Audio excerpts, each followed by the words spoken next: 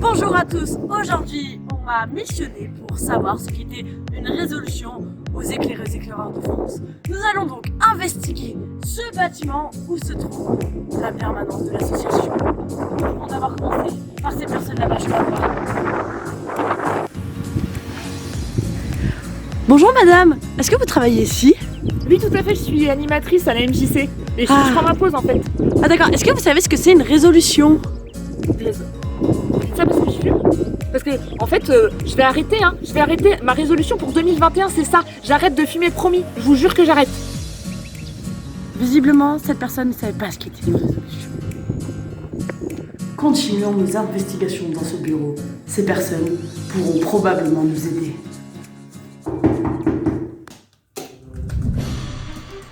Bonjour madame. Bonjour. Excusez-moi, vous faites quoi comme boulot ici? Je suis la secrétaire de Geneviève Blanbec, candidate au municipal 2020. D'accord, et est-ce que vous savez ce que c'est les résolutions? Bien entendu qu'on sait ce que c'est des résolutions. Avec Madame Blanbec, nous avons beaucoup de résolutions pour notre campagne, et notamment la plus forte, qui est celle autour de la gratuité des transports urbains. Il y a aussi... Merci. Je crois que c'est pas vraiment ce que je cherche. Mais bonne journée, madame. Bonne journée. Malheureusement, cette personne n'a pas pu nous aider. Peut-être aurons-nous plus de chance ici. Ah, mais c'est... Ah, ça c'est étonnant ça. Mais y a quelqu'un? Approche. Mets-toi à l'aise. Ah bah, ok.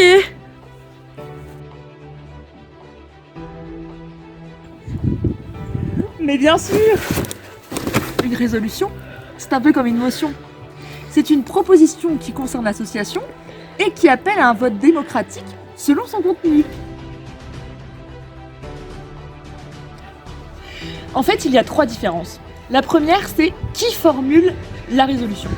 Pour la motion, ça se fait en congrès, donc c'est forcément les gens qui sont là au congrès. Alors que la résolution, n'importe quel adhérent à jour de cotisation, qu'il ait 6 ou 42 ans, peu importe son âge, peut formuler une résolution. Ça peut être aussi formulé par une SLA ou par une instance, comme par exemple l'équipe régionale.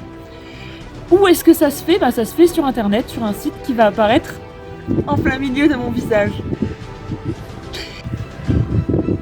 Ah oui, j'allais oublier, il faut que la résolution soit concrète avec une proposition de mise en œuvre. D'ailleurs, les copains qui sont dans ma tête actuellement vont te faire plusieurs exemples de résolutions pour que tu puisses mieux comprendre. Je constate souvent que même aux éclés, les gens se parlent d'une manière agressive. C'est pas cool. Je propose donc une résolution.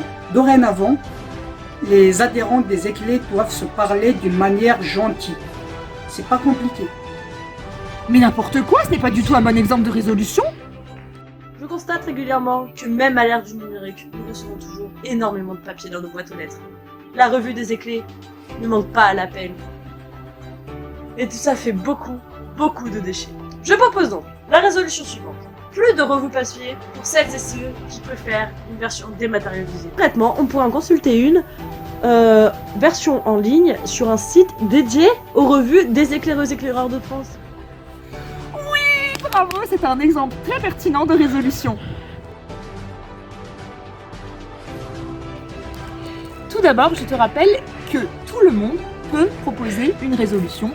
Donc pour les plus jeunes, on préconise quand même un accompagnement pédagogique pour la rédaction, mais ça peut être aussi émis par une instance et par une SLA. Ensuite, il faut te rendre sur le site qui est apparu tout à l'heure en plein milieu de mon visage et qui pourra apparaître maintenant ici. Troisième chose, il faut que la résolution soit adoptée par au moins 3 régions. Donc ça c'est sur internet, donc toutes les régions de France peuvent participer.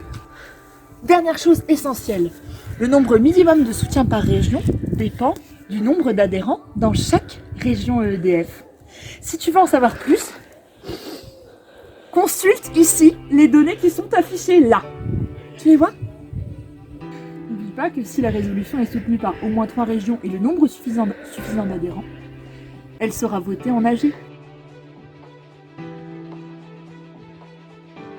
Tu peux proposer un amendement. Un amendement, c'est une transformation de la résolution, mais pas complètement. Si tu changes complètement la résolution, autant en faire une nouvelle. Par contre, l'amendement, ce n'est pas juste changer la forme. C'est-à-dire que, par exemple, si tu n'aimes pas la formulation ou tu trouves qu'il y a des fautes d'orthographe, ça, ce n'est pas un amendement non plus. Donc, il faut changer suffisamment pour que ça change un peu le fond de la résolution, mais pas complètement, sinon ça change complètement la résolution. Logique. Oh là là, mais tu m'en demandes beaucoup. Je vais sortir une anti-sèche. Alors, à l'AG, les propositions soutenues sont intégrées au dossier de l'AG. Le comité des résolutions peut dialoguer avec les porteurs si besoin, donc les porteurs de la résolution. Une résolution ne peut pas être retirée, c'est interdit. Une résolution ou un amendement doit être porté par au moins un ou une adhérent ou adhérente déléguée à l'AG. Donc il faut que quelqu'un vienne physiquement à l'AG pour représenter une résolution. On ne peut pas juste la laisser sur internet et c'est tout. S'il y a adoption, la résolution, l'amendement devient un texte qui devra être mis en œuvre par le comité directeur qui en rendra compte. Attention, hein, il faut bien le faire. Hein. Et voilà, maintenant nous savons toutes et tous ce qu'est une résolution. À très vite dans un prochain épisode.